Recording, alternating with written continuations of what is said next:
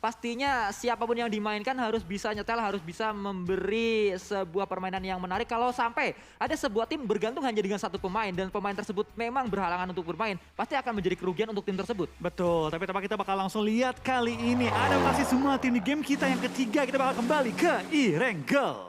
Dan ya ini dia Erangel yang dimainkan kedua di hari ini dan match ketiga maksud saya yang dimainkan dari arah Girgopol menuju ke arah SMB harusnya. Karena menuju ke arah SMB pemain tim AE dan juga NFT akan sangat mudah menuju ke drop zone-nya. Lalu tim-tim yang berada di Girgopol juga cukup nyaman. Aura harusnya bisa turun cepat, Onyx juga bisa turun cepat. Betul, kita bakal juga dari beberapa tim tampaknya sudah mulai turun juga dari arah pesawatnya kali ini. Tapi harusnya kalau kita mapping-mapping tadi sih nggak banyak yang berubah. Cuma yang gue khawatirin adalah mungkinnya terjadi fight di antara area farm, di antara area dekat school dan juga mungkin di daerah pertigaan dekat area Girgopol. Ya. Karena ini kan banyak banget nih tim yang nggak nyampe ke arah drop spot mereka. Tentu akan ada terjadi perebutan-perebutan kendaraan dan juga mungkin looting-looting seadanya dan nembakin orang yang lagi bawa kabur kendaraan. Ya mungkin akan terjadi seperti itu karena di dua match yang sudah dimainkan juga hal tersebut sempat terjadi. Sempat ada kejadian di mana satu player mencoba untuk mencuri sebuah vehicle di drop zone lawan mereka. Dan kalau kita lihat ini ya nampaknya dari tim Point terpantau menuju ke arah SMP. Oh enggak, Point menuju ke arah Milta seperti biasa. Mereka langsung terbang ke sana. Dan juga NFT dan AE seperti yang sudah kita prediksi tadi berada di Pulau SMB. Memang dua tim ini adalah dua tim yang selalu berada di SMB. Betul, ini nggak banyak berubah sih. Gue rasa untuk Super Weekend kali ini akan stay gini aja. Mungkin yang agak berubah itu Eagle 365. Oh, dia nyebar ke Gatka sekali nyari kendaraan untuk OTW ke Kota Banjir. Betul, mereka sering sekali melakukan looting di area Kota Banjir dan juga Ruins ya. Walaupun kalau kita lihat di area Ruins lagi-lagi untuk melakukan looting memang banyak lootingan yang bisa mereka dapatkan. Tapi untuk jalur rotasinya agak sulit ya kalau di Ruins. Betul, tapi Ruins tuh enak ya, banyak pilihan ya. Mau lewat jembatan bisa, mau lewatin area-area open field bisa. Dan baik lagi, semua tempat drop itu ada plus ada minusnya yang baik lagi akan menjadi pertimbangan semua tim juga. Kali ini kita bakal lihat dari tim Bigetron setelah 2 game mereka bisa dianggap tusun ya.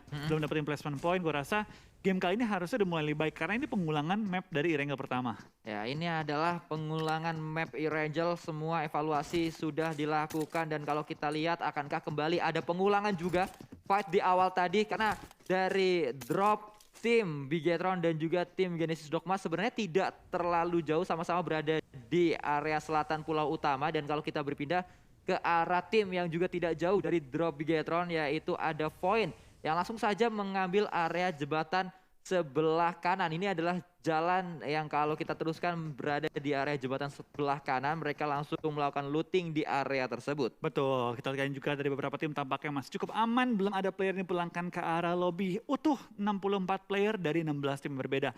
So far so good untuk di awal-awal dan memang inilah PMPL ketika udah mateng gameplaynya. Semua tim akan bermain dengan rotasi lebih rapi, berkurangnya pick off di awal game dan juga tentu berkurangnya fight-fight di checkpoint tertentu. Ya betul sekali, mapping sudah dilakukan, pasti semua tim sudah belajar dari pengalaman berbagai match yang sudah mereka lalui, berbagai keadaan yang sudah mereka lewati juga dan NFT sangat nyaman sekali mereka berada di Novo Repnoya. Tapi Bang Flo, kalau kita lihat dari perhelatan PMPL ini dari weekdays menuju ke Super Weekend, ada tim yang di weekdays sebenarnya nggak terlalu kelihatan tapi di Super Weekend justru lebih kelihatan. Iya, itu menurut gue AE sih satunya. AE, ada juga mungkin dari siapa lagi waktu yang kuat banget ya di Super Weekend nggak terlalu kelihatan tapi sekarang bermain Takai menurut gue oke sih. Perkembangan Takai juga oke dibanding dengan di weekday. Mereka lebih mengutamakan placement. Ketika main di Super Weekend ini mainnya oke banget sih. Galaknya kerasa AE. Ya mungkin tim Takai. Takai. Mungkin tim-tim tersebut adalah tim-tim yang memang kalau di weekdays yang penting lolos saja dulu, tapi di Super Weekend justru bisa dikatakan strategi utama mereka baru dikeluarkan di sini untuk mendulang poin juga. Dan ini Eagle 365 juga bisa dikatakan mereka beberapa kali bisa melaju ke late game dan cukup baik permainan mereka sejauh ini. Memang tidak terlihat meledak-ledak tapi perlahan namun pasti mereka berada di area poin-poin yang aman juga sebenarnya. Betul, ya baik lagi sih, ini kan Super Weekend yang berarti tidak akan ada yang jatuh dan tidak join di next round-nya kan. Ini kan ajang pengumpulan poin untuk lolos ke Grand Final.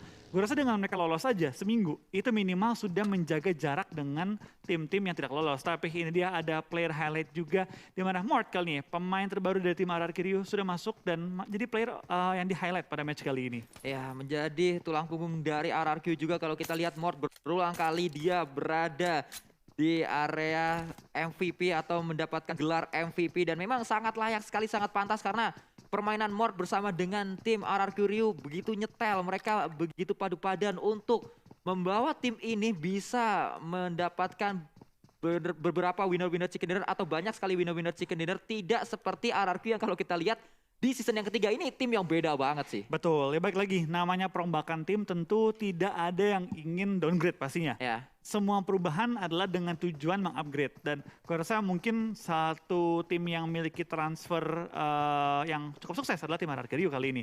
Untuk tim Aura itu gue rasa dari Chisun secara ibaratnya skill mentah itu Chisun kuat banget, one of the best gitu kan, salah satu pemain dengan kekuatan M yang paling keras. Cuma dari tim Auranya ini gue rasa agak beda mainnya. Dulu kita tahu Aura itu banyak main di pinggir circle, sekarang kita lihat Aura suka muncul di tengah-tengah circle. Ya, perbedaan seperti itu yang harusnya juga bisa dilakukan atau bisa diadaptasi oleh semua player dari tim Aura. Mungkin karena memang baru mereka melakukan hal seperti itu, harus ada penyesuaian lagi yang dilakukan oleh Aura. Karena memang dari segi drop zone juga tidak terlalu mendukung Aura untuk melakukan permainan tabrak tengah circle-nya ya Bang Flo ya? Iya, ya baik lagi sih, untuk gaya main setiap tim itu tentu beda. Nggak ada strategi yang perfect, nggak ada strategi yang bisa dibilang tanpa kelemahan. Ya. Strategi terbaik adalah strategi yang sukses. Ya betul, betul sekali. Apapun strateginya, kalau sukses ya berarti itu bekerja dengan baik gitu. Ya kalau kita lihat kali ini yang juga pastinya punya sebuah kepentingan untuk mempertahankan gelar juara dan juga mendatangkan dua pemain terbaru mereka yang saat ini kebetulan sedang kita spot juga, ada Maybe dan juga Audrey yang bermain untuk Livecap. Dua pemain yang didatangkan untuk menambal kekurangan mereka. Dua pemain yang didatangkan untuk membuat Livecap bisa menjadi tim pertama yang bisa mempertahankan gelar juara. Betul, karena 3 season kita lihat ya. Memang kalau untuk di regular ya, selalu dimenangkan oleh tim Bigetron. Tapi di grand final ataupun bisa dibilang juara Indonesianya, selalu berganti-gantian setiap season kita mainkan. Dan 2 season terakhir, 2 dan 3, kita melihat juara yang bisa dibilang cukup mengagetkan. Ya betul. Karena juaranya saat di regular season tidak terlalu terlihat bermain dengan maksimal, tapi saat grand final justru mereka memberikan permainan yang sangat luar biasa. 2 kali kejadian kan? Iya, 2 kali kejadian. 2 kali kejadian. Karena kita di season pertama kan memang cukup terprediksi lah ya. Dari BTR regular season kuat, grand final kuat. Season 2 dari tim Airwolf itu nggak terlalu kelihatan kuat, tapi di grand final kuat banget. Season ketiga juga sama, Livecap malah ke-skip 1 minggu waktu itu. Betul 1 minggu super weekend, tapi ngejar lagi di grand finalnya. Ya, minggu yang pertama Livecap tidak berhasil masuk ke super weekend, tapi minggu yang kedua mereka bisa membuktikan sampai minggu-minggu selanjutnya dan bahkan di grand final menjadi juara. Tapi kalau kita lihat Alpha mulai terspot nabak ya oleh pemain-pemain RRQ dan dia pun akan bermain di area ini untuk men-spot. Ada Raffi di sana yang juga sudah ngacir dengan satu pemain RRQ yang lainnya. Betul, terlihat dari tim DU sudah pindah juga dan yang ngambil open field adalah tim Onyx. Berarti mereka sudah keluar dari area Gergopal menuju ke arah open field, tapi belum sampai menuju ke arah Rozok karena takut mungkin ada BFD yang lagi ngisi bagian-bagian bukitnya. Nah, balik lagi kita lihat ke ini dengan zona yang cukup sentral, tapi masih motong ke bagian selatan membuat beberapa tim galau akan keluar dari posisi masing-masing. Balik lagi, circle ngedonat itu PR-nya itu adalah ketika ngebentuk 2 ke 3, semua tim akan coba scrambling cari posisi. Beda sama zona-zona mental ke satu sisi, misalnya ke kanan sampai ke laut-lautnya, semua tim pasti akan rotasi cepat. Tapi kalau ngedonat, itu semua tim akan waspada, baca dulu zona next-nya bakal kemana. Ya betul sekali, dan tadi memang sudah terspot ya Onyx dan juga Eagle 365 di area ini. Eagle 365 maksud saya kembali nampaknya berdekatan dengan tim-tim lain walaupun memang masih ada jarak di antara mereka, belum ada open fire yang dilakukan juga. Satu pemain Katalis bisa melakukan healing harusnya karena tidak ada inisiasi push yang dilakukan oleh tim manapun. Kalau kita berpindah ke arah tim Takait dan juga Dewa United, ini dia kembali Dewa United Cryzen sedang mengambil area Bukit Kentang. Memang siapapun yang mengambil Pochinki selalu berada di area ini Bang Flo. Betul. Baik lagi sih, ini emang tempatnya enak banget. Untuk ngejaganya enak, untuk ngambil vision juga enak. Tapi sekarang DU kedatangan tim yang agresif juga. Tim sentral juga sekarang, tim Aura. Yang kalian langsung datang mengambil area mereka. Dapatkah mereka meng-HB di Aura? Atau akankah Aura coba menemukan posisi DU dan retake dari bagian pegunungan ini? Ya, akan coba melakukan retake area nampaknya. Pemain-pemain Aura berada di sisi yang berbeda dengan Dewa United di satu bukit yang sama. Tapi lihat ada Takai juga yang sudah diincar nampaknya oleh seorang No Mercy. Dengan skop kali 6 tadi M4 digunakan. Melihat ke arah compound bawah sana untuk melakukan cek terlebih dahulu. Akankah ada tim lain dan juga Dewa United, ada Cryzen, sudah sangat dekat, bahkan Cryzen juga melihat seorang No Mercy, jump shoot juga dilakukan oleh No Mercy, tapi spray juga dilakukan oleh Cryzen dan berhasil langsung ke knock and didapatkan oleh Dewa United. Cryzen. Betul, Cryzen bermain dengan sangat tenang tadi mengganti tembakan dia. Gue kaget waktu dia ganti tembakan, gue takutnya dari seorang No Mercy mendengar pertukaran tersebut dan langsung sigap nembak. Tapi ternyata dari seorang No Mercy tertangkap di HBD. Nah sekarang Aura tinggal menyisakan 3 member mereka setelah dia dapetin poin pertama. Tapi lihat dari Steve Boy, nggak diam gitu saja, dia langsung dapetin 1 poin lagi ke arah tim BFD yang ucup. Dimana langsung ditinggalkan oleh anggota-anggota BFD lainnya dan sedikit back off. Ya, kalau kita lihat kali ini Dewa United harus fokus ke arah banyak tim, tapi mereka juga bisa menculik tim-tim yang sedang mereka incar satu persatu. Satu dari Aura tadi, satu lagi dari Bonafide, kali ini Ucup. Sulit untuk diselamatkan, tapi Bots juga sudah menggunakan sebuah vehicle. Mungkin akan menjadi tim rescue atau justru menuju ke arah Nux dan tidak. Bots datang kali ini. Tidak, ternyata dia mundur ke arah belakang. Apa juga terjadi? Uni mengincar Cisun, melemparkan sebuah granat terlebih dahulu. 2 elimination point sudah didapatkan. Datang Cryzen kali ini. Sang pemangsa No Mercy tadi sudah dipulangkan No Mercy-nya dan kembali kita melihat Aura harus pincang di match yang mereka jalankan. Betul, kita bakal lihat dari tim Aura tampaknya sedikit back off menuju ke bagian rumah-rumah di bawah. Jalen sudah dipulangkan ke arah lobby, menyisakan 2 member dari tim Aura untuk bertahan kali ini. Tapi BFD di lain sisi terus di pressure oleh seorang Steve Boy. Itu dibiarkan bergerak bebas. Dan kita bakal dari tim Aura tampaknya mulai dikejar juga oleh tim DU 3 lawan 2 kondisinya. Jaxi dapatkan dia mengubah keadaan yang dapetin knock kali ini. Nyawanya cukup sekarat, ganti tembakan, spray lagi dan dapetin knock ke arah seorang Cryzen. Dan depan dia Cisun melakukan 1 target lagi, menyisakan 2 pemain dari DU untuk bertahan kali ini. Uni akan berhadapan dengan Jaxi. Tapi Jaxi kembali pick tipis yang ditunjukkan. Ini adalah skill berkelas yang diberikan Jaxi untuk Aura mendapatkan pemain-pemain Dewa United. Keadaannya berbalik kali ini. Dewa United berada dalam tekanan. Aura mulai keluar dari dalam tekanan, mulai keluar untuk melakukan penyerangan juga. Dan Steve Boy menjadi satu pemain terakhir yang masih bertahan. Entah apa yang terjadi. Tiba-tiba Dewa United terculik satu persatu pemainnya dan berada di dalam tekanan kali ini. What happened dengan tim DU? Tadi mereka terpisah di 2 angle yang berbeda dan akhirnya dari sisi yang rame malah kalah dengan 2 anggota tim Aura. Ini pukulan keras bagi tim DU setelah tadi beberapa poin-poin eliminasi yang cukup baik di awal-awal.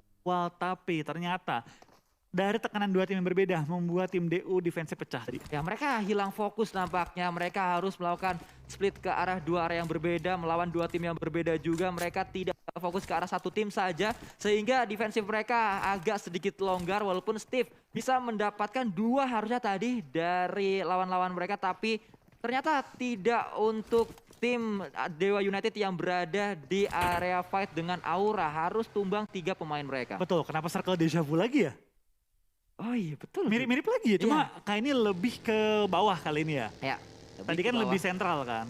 Dan membuat harusnya tim-tim yang bermain sentral agak enak ya kalau kita lihat. Karena Skull masih masuk, Pochinki masih masuk. Berarti area dari Dewa United tadi akan coba dikuasai oleh Aura harusnya. Betul, tapi sayangnya tadi ya dari beberapa tim sentral, dari Aura, dari tim DU, dari tim BFD, semua kehilangan player mereka. Ya. Banyak bonyok-bonyoknya, jadi tempat yang tadi harusnya cukup kuat mereka jaga, sekarang dalam kondisi yang tidak prima. Aura tinggal 2, DU tinggal 1, BFD tinggal 3. Dan baik lagi, main sentral itu PR-nya adalah ngekontrol area sekitar.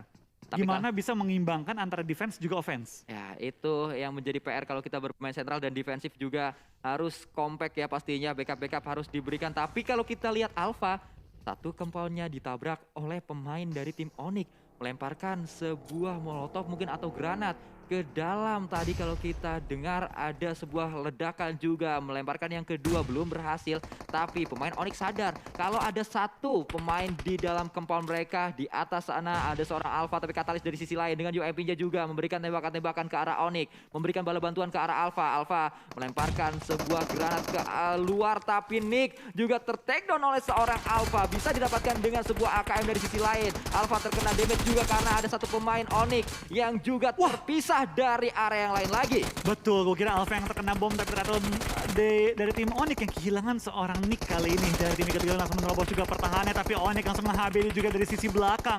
Kita bakal kayaknya juga dari tim Onyx, Raffi masih bertahan dengan 3 anggota mereka menghadapi tim Eagle. Ya, Leon DZ dan juga Katalis berada di area yang cukup jauh, tidak bisa membackup dengan cepat seorang Alpha. Namun Alpha belum di end juga masih menjadi orang dalam memberikan informasi ke arah rekan-rekannya bahwa ada setidaknya 3 pemain Onyx berada di compoundnya. Tapi kalau kita lihat apa yang akan dilakukan oleh Eagle 365, apa yang akan mereka upayakan kali ini, karena memang cukup sulit harusnya untuk melakukan retake ke area Onyx. Mereka sudah melakukan setup di sini, bahkan ada split juga yang dilakukan satu pemain terpisah di compound yang berbeda, yaitu Keshi. Betul, baru masuk ke zona OTW yang keempat. Tapi lihat, cukup banyak player yang take down ke ini, 55 masih alive, yang berarti 9. Player yang dipulangkan ke arah lobby, tapi utuh dari 16 tim kali ini yang masih bertahan.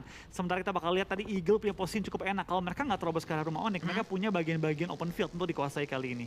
Betul sekali, Leon DZ akan bergerak, tapi ternyata bots kalau kita lihat sedang berada dalam pressure juga, terkena hit demi hit. Dan kembali kita lihat kali ini, Circle akan segera menutup ke arah area atas dari Pochinki, dan banyak sekali tim yang berada di area tersebut. Ada Scarlet Gaming yang tadi sempat saya ingin bahas juga. Ini adalah tim yang tidak terpantau, dan saat Circle masih berada di circle yang keempat, kalau nggak salah tadi, mereka tuh masih berada di pulau atas atau masih berada di area atas seberang dari Rozok. Mereka baru menyeberang dan kali ini close combat terjadi. NFT akan berhadapan dengan Boom.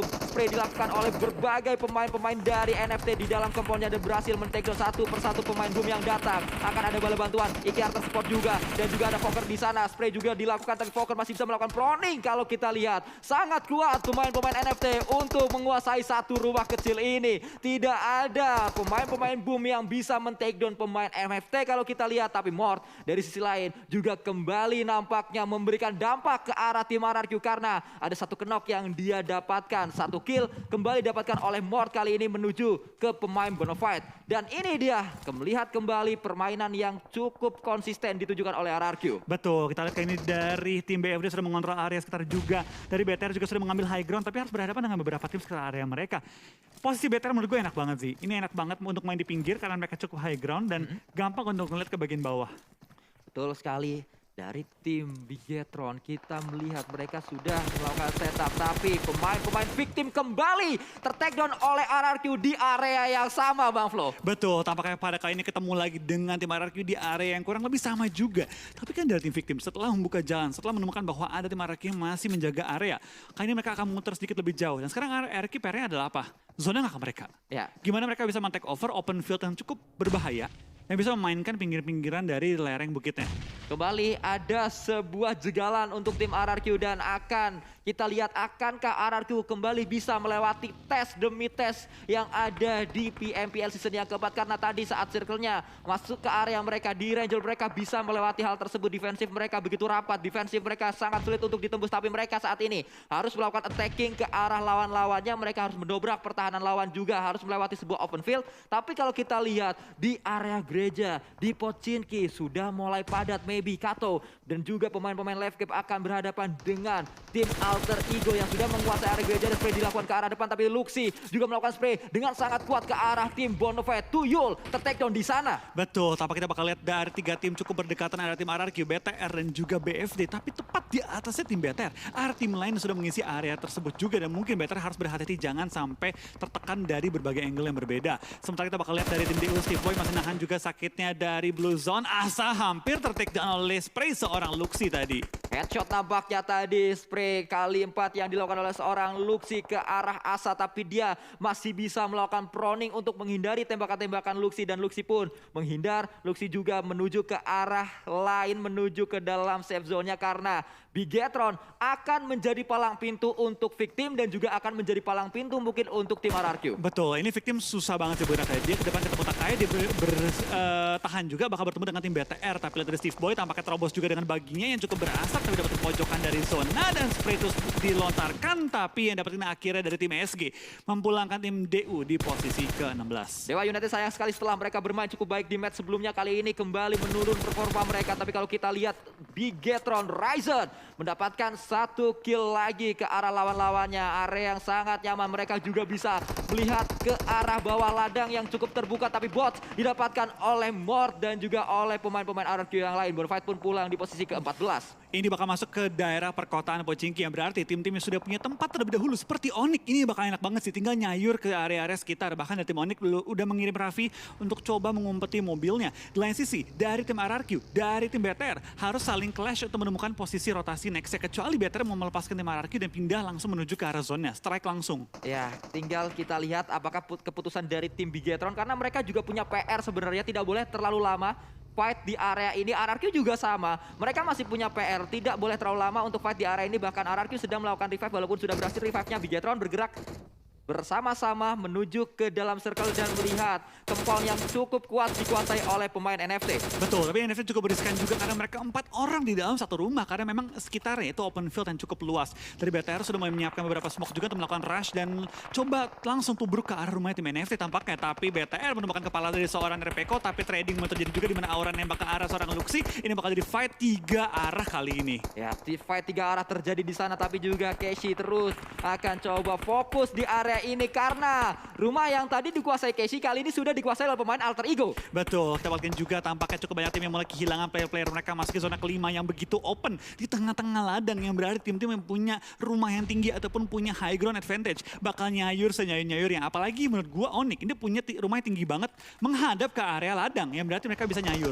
Ya, sangat diuntungkan, tapi Ryzen datang, Liquid juga datang ke arah 2 pemain NFT yang sudah tumbang. Akan ada 2 lagi yang dicari oleh pemain-pemain Red Alliance. Seperti dilakukan, tapi ternyata Ryzen tumbang di sana, di end oleh seorang Ramones. Terbakar Ramonesnya, dan itu dia, panas sekali bakaran yang ada di dalam compound tersebut. Bisa di revive oleh Spavel harusnya, karena Spavel menjadi pemain terakhir. Tapi dengan Bigetron datang ke arah NFT, membuat RRQ bisa masuk ke dalam circle, Bang Flo. Betul, tapi kita bakal lihat tim SG langsung menghadang juga tim RRQ, tidak dibiarkan untuk masuk ke area zona dengan bebas. Tapi kita bakal lihat ke Ninok, demi Ninok terjadi juga. Pinky tampaknya harus keluar sedikit ke area blue zone. Tapi Voldemort tinggal last man standing, kali bakal bertahan seorang diri, dapetin knock juga. Tapi Voldemort dengan kondisi yang sangat-sangat scar, perlu melakukan healing dan akan sulit kemanapun. Itu dia, dari tim RRQ dipulangkan di posisi ke-11 membawa hanya 4 elimination pada game kali ini. Setelah 2 kali mendapatkan WWCD di 2 match yang berbeda tadi, akhirnya RRQ kali ini tidak terlalu baik posisinya. Dan kalau kita lihat lagi jersey juga, tim Scarlet Gaming, tim yang berada di area utara harus bergerak cukup jauh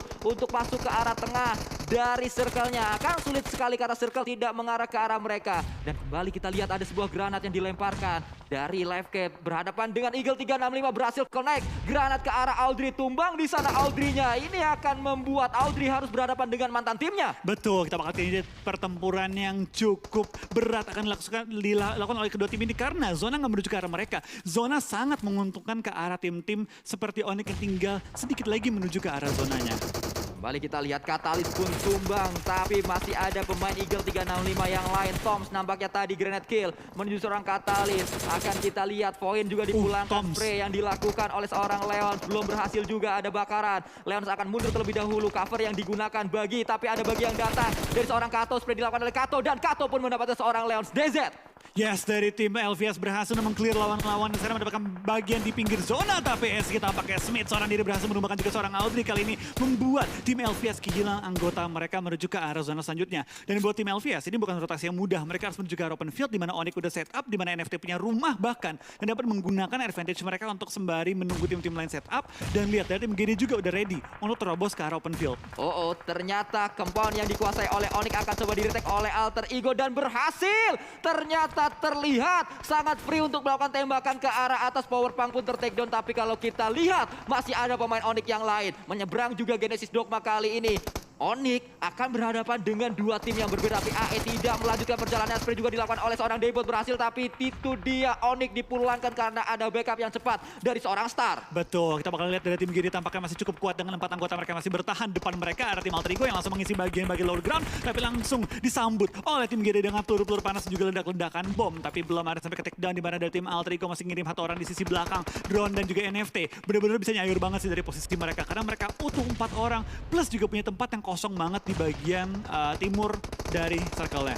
Lihat berapa utility yang dilemparkan oleh pemain-pemain AE. Banyak sekali yang masih mereka miliki utility tersebut, tapi circle kali ini sudah mulai padat karena semuanya menumpuk di dalam circle selanjutnya. Alter Ego berhadapan dengan Genesis Dogma. Smoke juga mulai di pop up kali ini. Pemain AE tersisa 2, akan coba tumbang 1 lagi tersisa yang terakhir harusnya, tapi pemain Genesis Dogma akan memilih untuk melakukan revive terlebih dahulu, bangkit lagi. Pemain pemain Genesis Dogma. Ternyata Alter Ego masih memiliki 2 yang masih bisa nembak. Di belakang mereka ada Live Cape yang join the fight juga. Betul, kita bakal lihat tim Gede benar-benar kuat banget sih dibalik beberapa obstacle mereka. Di mana Alter Ego cukup ditekan, apalagi ada Livescape tepat di belakang mereka juga. Ini bakal jadi incaran juga, tapi Booms tampaknya di lini depan tertangkap oleh lawannya. Star juga tertumbang kali ini. Tapi sebelum dia tumbang, dari Alter Ego tumbang secara utuh. Ini chance dari tim Livescape untuk nge-push ke arah Gede dan mengambil dari posisi mereka. Atau mulai nekat sebukit, dapetin knock lagi yang pasti bakal sangat berharga. Karena dari tim Livescape sekarang punya posisi untuk di-push dan mengamankan posisi dekat dengan area circle juga.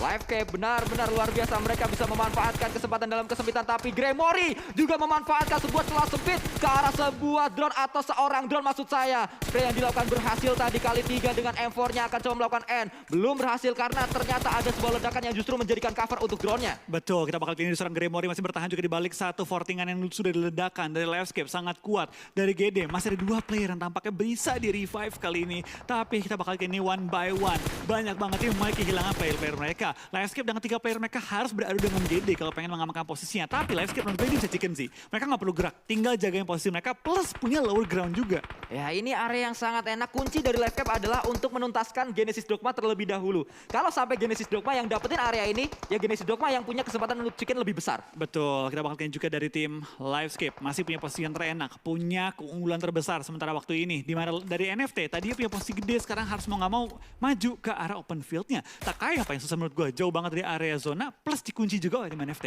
Tapi Star dengan mini kali 8-nya tadi berhasil memberikan hit ke arah Kato. Masih akan coba menantang pemain-pemain Live Cape yang akan datang. Ada Maybe, ada Tops, ada Kato. Berhadapan dengan 2 pemain Genesis Dogma, Nichil dan juga Star.